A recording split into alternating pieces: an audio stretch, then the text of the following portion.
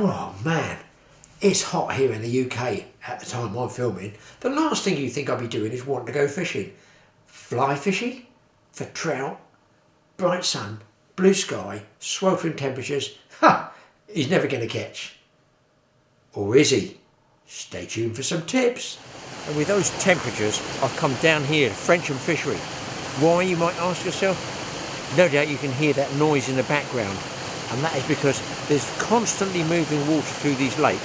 They're tiered like this, they're fed by a stream, so that's moving, but have a higher oxygen content. And as each tier drops, there's a pipe that comes up and that pumps that water in and catches the oxygen, pushes it back down in the water. And more important, it's not just in one spot, it's moving it through the lake. So that's my theory, that is going to keep that water temperature down, going to keep the oxygen content up, and the chances are, although it should be against trout fishing, anywhere else, any other fishery that's open, this might be my banker. So no sea fishing, no beach fishing, no freshwater fishing in 30 degrees of temperature. Where else could I go? Doesn't seem logical, does it? But it could just work.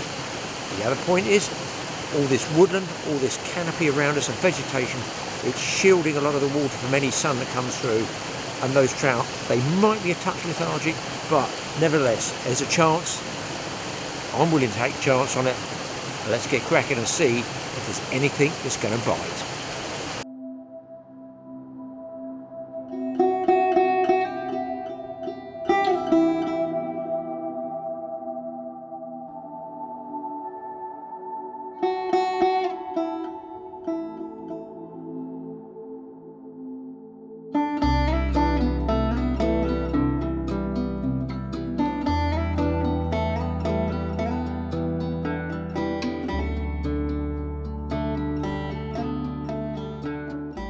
Just by going out on the end of this monk, I can actually get out into deeper water and actually look down into the water. And up in the top end of this particular lake is the inflow, and that's where the cooler water is going to come in. The little stream that is coming in there is running down from the other lake above, and you can see it's continued on down. So the feeder stream continues in and it goes down in tiers. And here there's a nice draw off of insect life by the bridge, pulling the insects down towards the fish. Well guys, there's no shortage of fish in here. They're extremely lethargic. I've had a little throw at them, and well, fingers crossed we'll get one to take in a minute, but I've got a feeling it might be down to the size of the fly. I've got a very small fly on at the moment, like a little black crawler, heavily weighted, and being, it's not clear, but with polarising glasses like this, you can generally see the reaction that the trout has, so you know not to waste your time. Now if you couldn't see the trout there, you wouldn't know what the reaction, you wouldn't know whether you're getting follows, if they're nipping at it, if they're even, you know, coming off station to chase that fly.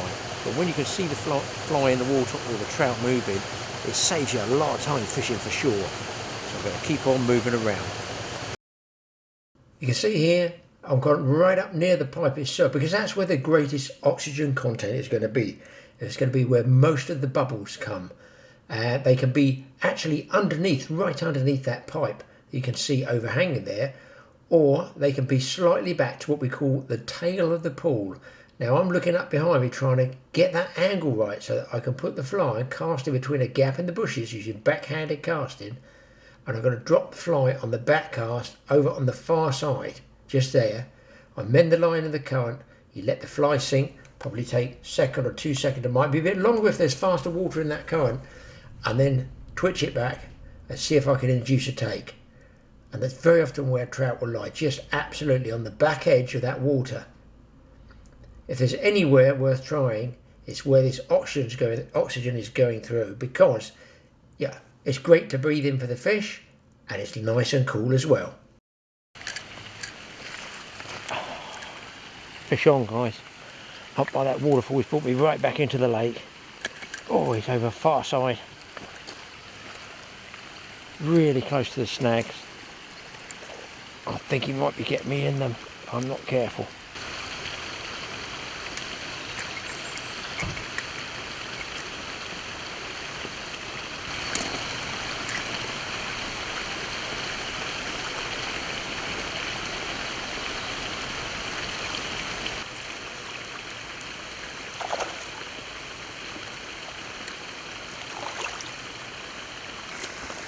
We're just on the edge of that rough water there. Let's go back to a quick look. No idea if he's going to hold still for you. A quick sample. There you go, guys. Cracking rainbow here at Frensham Trout Fishery. Because it's so shaded here, it's very, very sort of, I'm going to call it damp, so you get a lot of weird and wonderful plants growing there. It's a bit like the Amazon jungle. You know, who knows what's going to come out of there? A tiger fish? But look at the suction going halfway down the diameter of that pipe. You can see there's a good flow, a good draw off of water. So the water that comes in at the top end of one of these little pools goes down to the next tiered pool, and that creates the oxygen flow.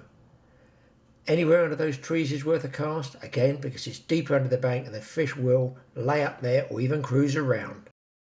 Another point to remember is when you're fishing catch and release for trout, if those fisheries do allow it, you're going to have to use barbless hooks. Now, I've got quite a handy pair of scissors here. I don't know if you're going to see those. Regular scissors here, okay, serrated along the edge, but at the end they're flat for like pliers, so I can get hold of just the barb of the hook. Showing you a large hook so you can actually see it here. And just roll it across the barb once or twice, and that should, you'll hear it click, it should actually snap it off. So look out for those. I've had them about 30 years, they must be able to make them still, I guess. So it's a pair of scissors for cutting your leader, putting your flies on, but instead of the points it's got a pair of pliers, grips at the end, and that enables you to stay barbless.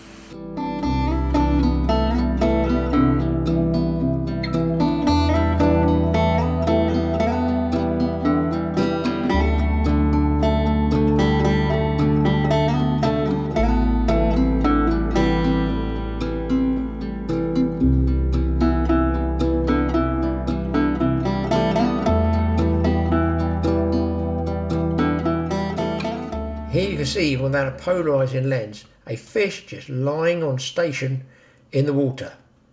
Now, difficult to present to you there, because if I cast, he's probably going to see the leader before he actually sees the fly. Now, here's a couple of faster swimming trout. I would say those are the ones you want to target, because they're moving around more, they're more active, possibly looking for insects. And in fact, I can see three. There's one on the inside there as well.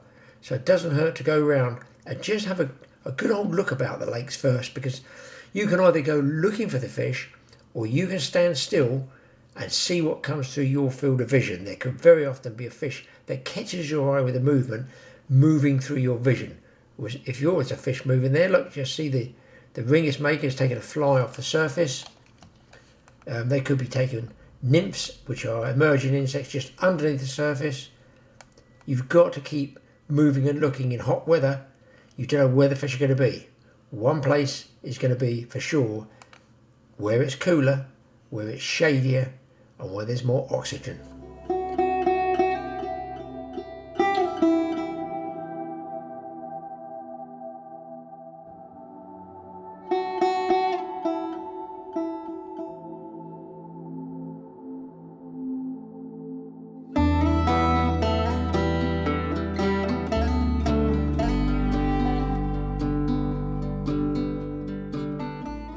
Here you can see the main lake itself, which is a nice big, it's sheltered by the trees. It doesn't get a huge amount of sunlight, so therefore it's always going to be a lot cooler than one that is, let's say, an open type of gravel pit or open lake area.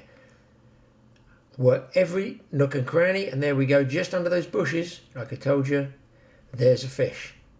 Just using a nymph along the edge of the bushes. Probably those bushes actually hanging the leaves there. It's probably an undercut bank and actually growing over the top.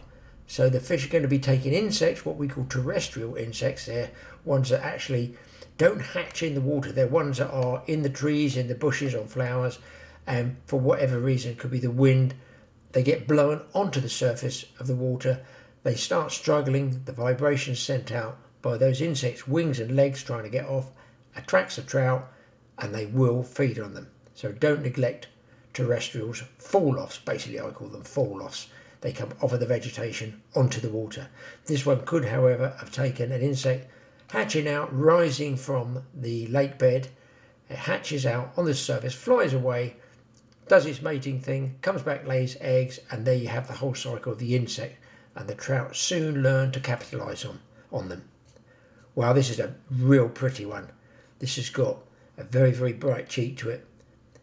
and that's a rainbow trout. Gives it its colour.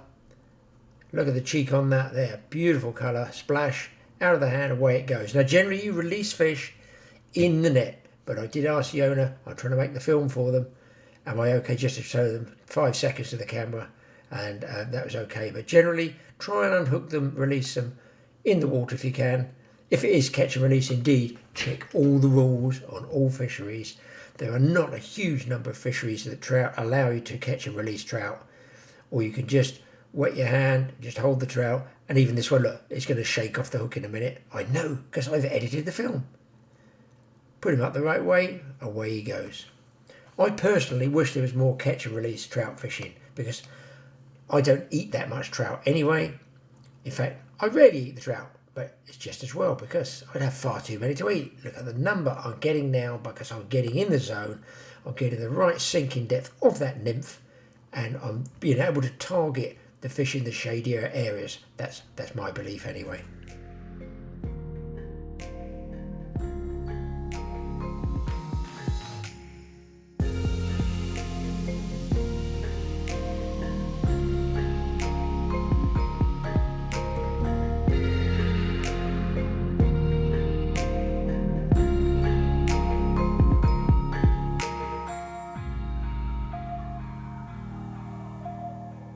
Now for those of you who are beginners, just a little tip while I'm fighting this trout.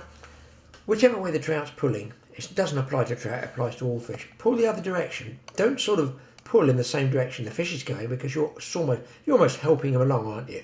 So whichever way the trout is going, try and pull and turn the rod in the other side and pull the opposite direction. That way you're making the fish use all the muscles in its body, turning it over. You'll tire him out quicker and you should get him to the net quicker. Indeed, here he comes. Another rainbow. Look, they're not monster fish, they're great scrappers. And in this hot, sunny weather, just look at the weather out there. It is blazing, but still catching fish.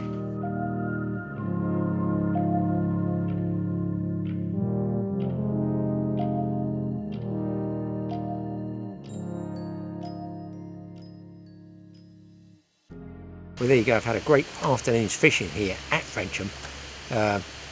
I've chosen the species trout. You think it'd be too hot? No, but you've got to pick a water that's got plenty of oxygen and plenty of flow. You should catch and fish. Thanks for watching the Totally Awesome Fishing Show. Hit that subscribe button. Watch the Totally Awesome Outdoor Show. We'll see you next time. Well, following on from that cold water tip you got there, there's another way of trying to find some cool water, and that's with wind, and there's certainly some wind today. So it's a high pressure, very, very strong northeasterly, and I've come here to Diva Springs in Hampshire. It's a big fish water. Chances of getting a trout, I'm going to say over 4 pounds. Pretty much, you know, that's what you're going to get, over 4 pounds, a lot bigger. So here's the lake. One big lake here, a smaller one down there. It's very windy, so I doubt somehow that I'm going to see a fish. Do you know what I mean? I don't think I'm going to see fish there.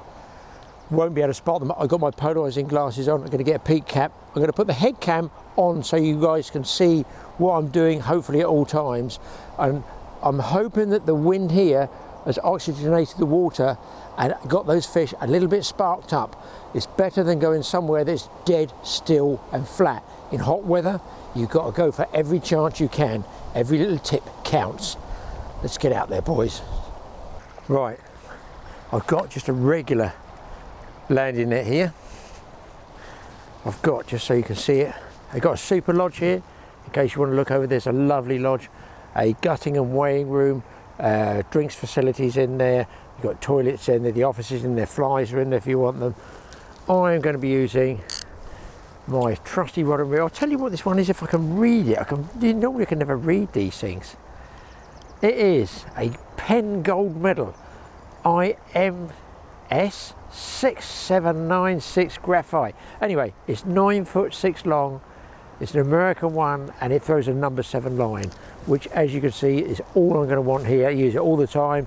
That's about the lightest old reel I've got. On the fly there, hopefully you can see, it's just a damsel. I personally don't think it's going to be sinking fast enough. It has got like a sort of tungsten head to it there, and I'm going to give it a go. I'm going to walk around first, because the wind's blowing down this way, right down the lake.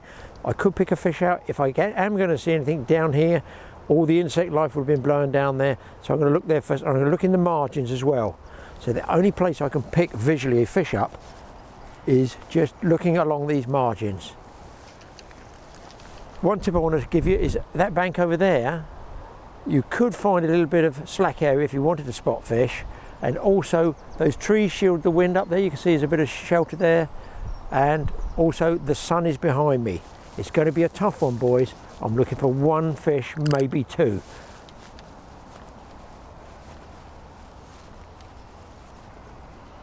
Never neglect going past these little spots.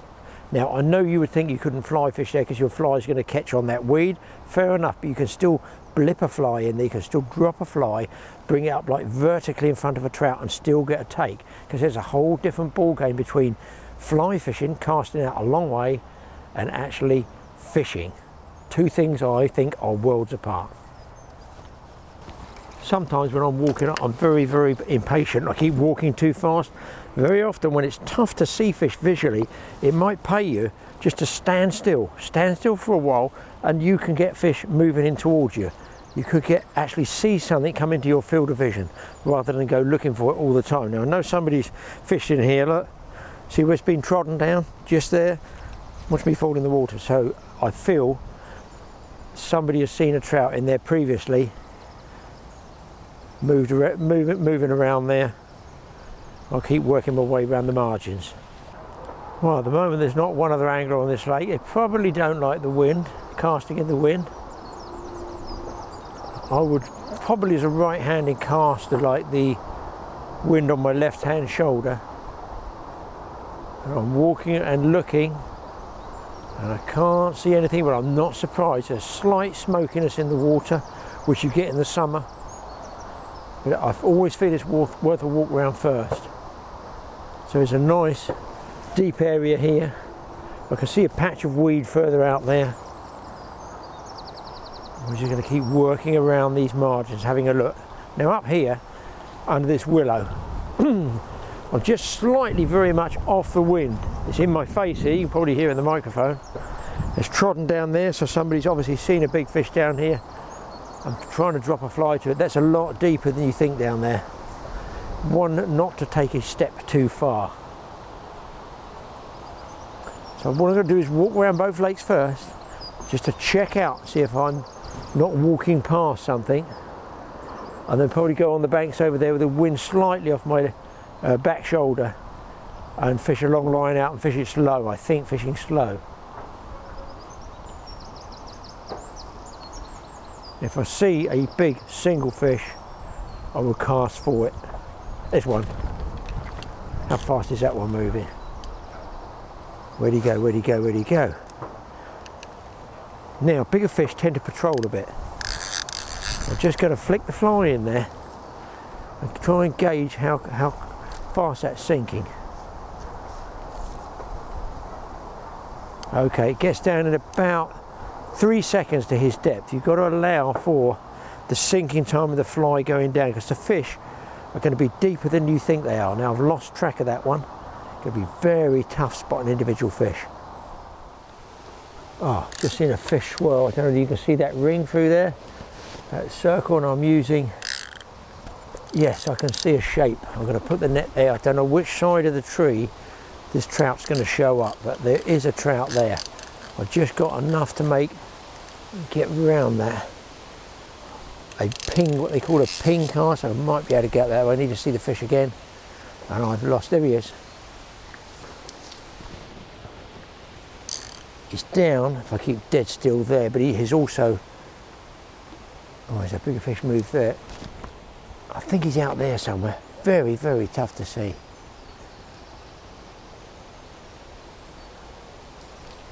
No, there he is. I can't quite get in front of him. Can you see the guys? There's a trout right there, right there, right there, right there. Didn't even look at it. Didn't even look at it. I'm going to go up on this one because he's not catchable. I don't know. There he goes. you might just be able to see it going through the water. And I think there's another bigger fish over there.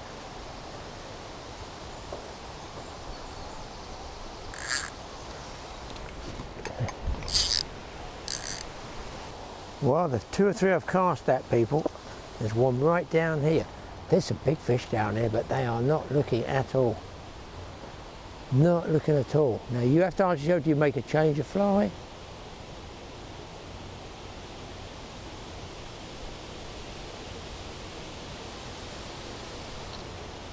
I'm right on his nose at about there. No, he spooked and turned away. It looks like just behind there, you won't see it, there is a big trout, and I'm going to hopefully just lower my fly. I'm using this plant here to line me up. He's facing me head on. I'm going to shorten all this line up. I'm going to shorten all this up. I just might be able to creep in like this and just barely lower it on him. It's a big fish, man. It's a big fish. He's not looking. That's a big rainbow down there, boys. And he has just drifted away. Big thing, don't attack him straight away with another cast. Just let him settle. He's going to come back round again. I might just be able to get out. Here he comes, here he comes, he comes, he comes, he comes, he comes, he comes. Come on, baby, come on, baby, come on, baby. Come on, baby. Oh, it's a big fish. That wind is just a living nightmare.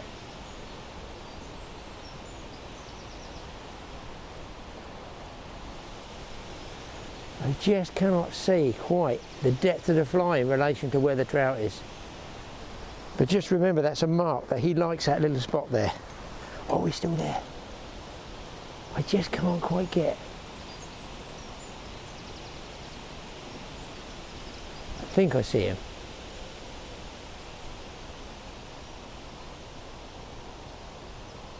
No, he's not interested, boys. He is not interested at all. Maybe a change of fly.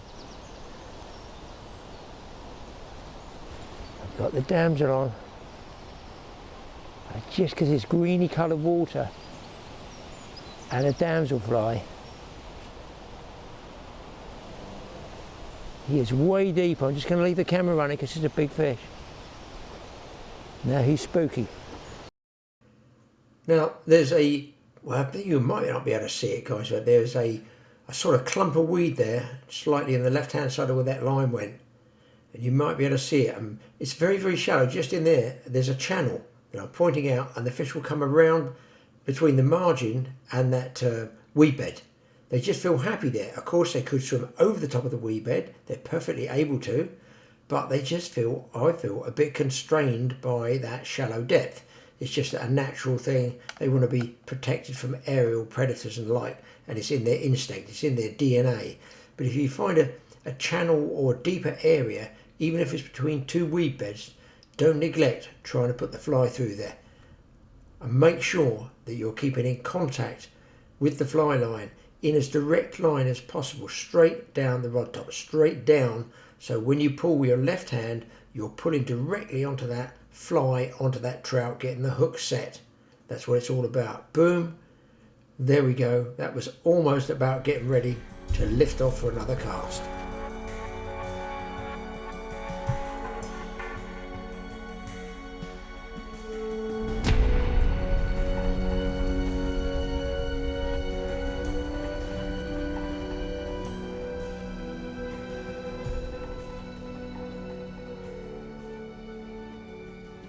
This fish has cranked off quite a lot of fly line out in the middle of the lake there.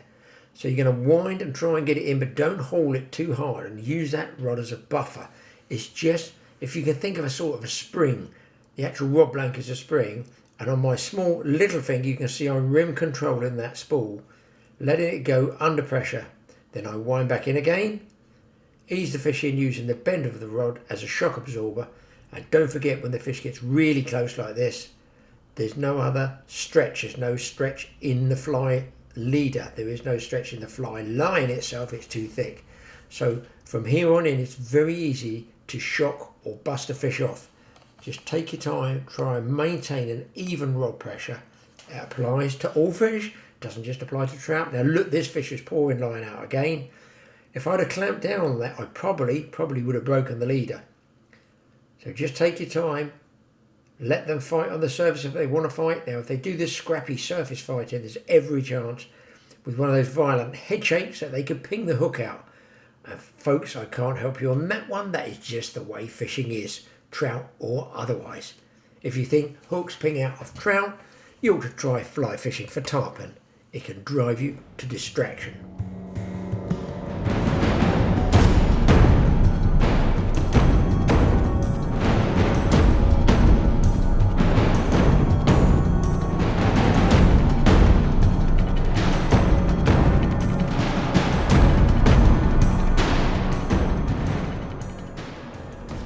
Here we go, is a chunk of Diva Springs rainbow trout. Lovely looking fish. Beautiful colours on it. Well proportioned, that rainbow trout. It's going to get the Goodnight Vienna treatment with a Usain. Yes, Usain Bolt. For those of you who are just having their cornflakes, turn away now. And there is a damselfly nymph, which is what I first tied up, and that's what I first caught on. You can see the great proportions of the rainbow trout. That is our most stocked fish in the UK, I would say. The native one is the brown trout, but for usual what we call put and take fisheries, of which there are thousands and thousands all over England, Wales, Scotland, they're everywhere. It's a good place to go and catch some big fish. They have to be stocked. Now here I'm doing a back cast. If you watch, I'm casting, my punch cast forward is reversed so that the back cast can get picked up by the wind, and the wind actually pulls the fly line slightly left. That saves me casting the fly backwards and forwards and hooking myself in the cheek, or worse, the eye. Many of us fly fishermen have had a big fly with a big weight on the head clatter us in the back of the head, or indeed get stuck in the jacket or the hat or the physical body. So I cast with the wind is coming from my right to left. Now let's just get this fish weighed up, boys. Into the scales. I did think it was going to approach 5 pounds. It is indeed about 5 pounds 4 ounces. Give or take a puff of the wind. It's definitely the other side of 5 pounds. So once you get your fish, you can get it weighed, get it recorded. You can take it into the fishing hut at Diva. You can, I think it still works out that you can take the fish depending what ticket you're on, or I believe they still do the option of smoked rainbow trout as well. It's a question of just having a quick wash up. That's right, I'm going to go back out. Now here there is the small river section of the River Diva there. You can fly fish there, as you can see. Upstream dried fly only. That will be possibly browns, and grayling will be in there. It will be tough because in the summer it's shallow, clear and low. Trust me, the difference between fishing in the lake and fishing in a river is just beyond belief how hard it is. Now just look at the green there. If you notice that green, you can see fish. Don't go past these too quickly, because if you just stand and pause for a while, you can actually often see a trout go across that green. It's a good way of targeting it and get that fly going vertical rather than sideways. There's a trout down there, and as you can see, I first located him by seeing him cruise over the top of the green weed. Another one drifting in from the left. He's not looking at the fly at all, but it is 30 degrees on this particular day. Very, very tough to get a trout to take a fly under these conditions. Also, don't neglect that weed that's folded over there, because they will lay under that in the heat of a day looking for shade. You're looking for static fish. You can fish alongside them if you want. You don't have to cast into it unless you see a fish. But if you do see a trout, you know, it's always worth either lowering the fly on him or wait for him to come out from the other side of the weed bed and then trying to get an angle on it. Like I'm trying to cast my fly line into a gap in the trees behind me, and allows me to shoot it right out. There's a clump of weeds out there, and if I can use those tree gaps at the back, I can get the fly line right out there.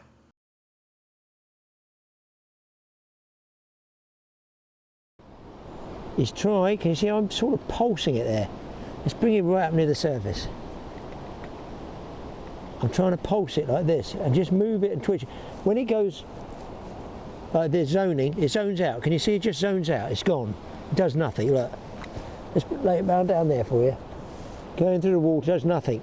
But if you do that shimmer with it, you can almost just shake the wrist on the rod. Look, there's a little fish come around it because it's shimmering. Look. Can you see those? Hopefully you can see them. I'll drop it down a bit more.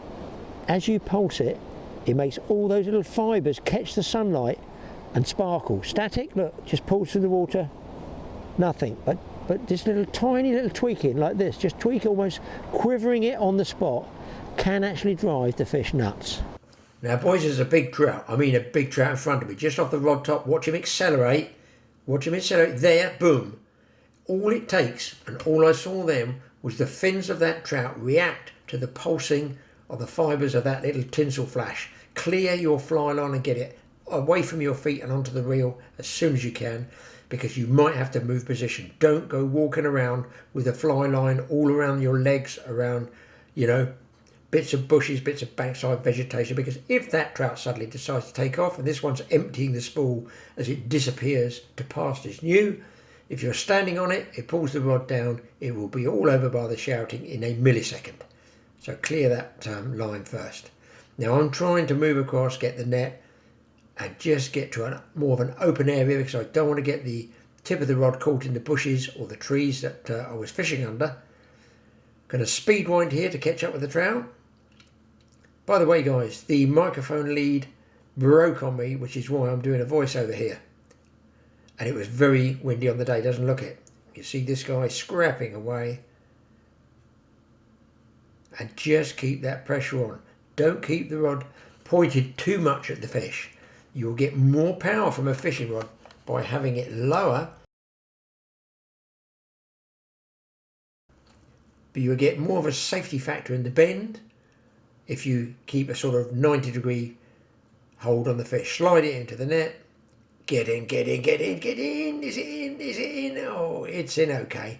This one is a real beauty. Great big fat Diva Springs trout.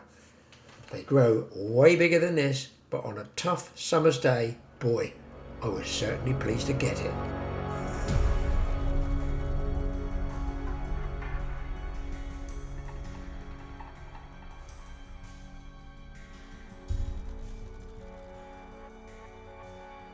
Also, don't be afraid to creep along when you've spotted a trout, as I have here, just going over that green patch. See the green patch of weed, lower the fly on him.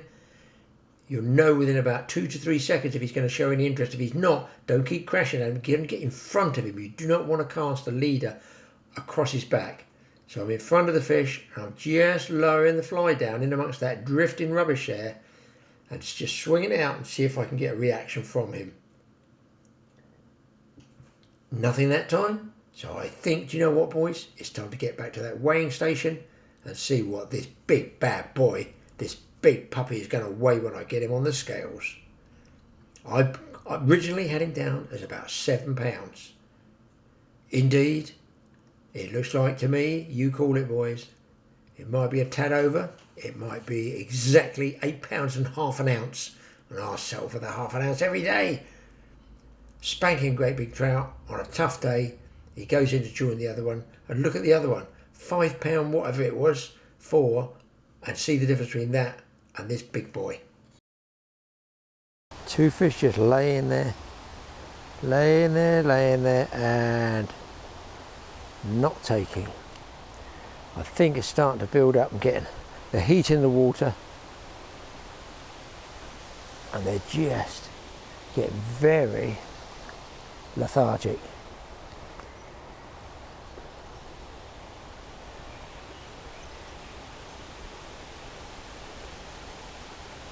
Very lethargic. Now of course, majority of the fish will be rainbows, but you get fish like a brown and they will definitely not come on the surface. They tend to like it deeper altogether. They want the cooler water. I'm just swinging this fly out there right on the nose of a rainbow. He's not even looking. There's a lot of trout in the shade here, people. A lot of trout. Well, 3 anyway, but they are just not having it. I think I'm going to have to go to a smaller fly. Here he comes. missed it, I missed it, I missed it. Oh my God. I missed the fish. His mouth was snapping at it. I sucked it in and blew it out so fast. Oh, wow. I'm just shimmering that fly up and down. Here he comes, here he comes, here he comes. Oh, oh, it's big fish, big fish.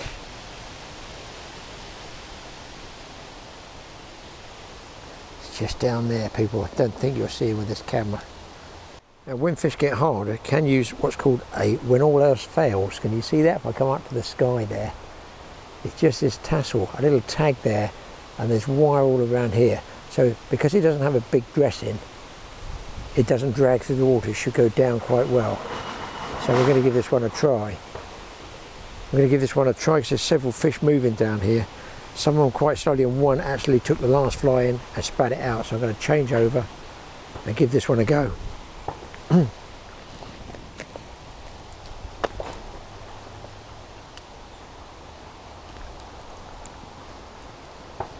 being as it doesn't have much dressing on it, it should sink pretty fast.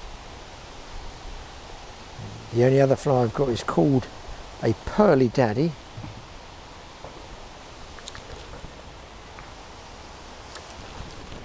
There's a fast moving in there. Well, in those hot conditions, I never could induce any more trout to take. But got some good fish. Hopefully you guys got some fishing tips there. Fly fishing for trout in hot weather. Give it a go. Still, don't write it off. That's what fishing's all about.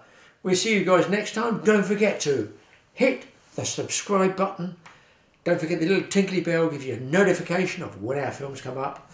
We'll see you in the next episode. I have no idea what we'll be catching. See you then.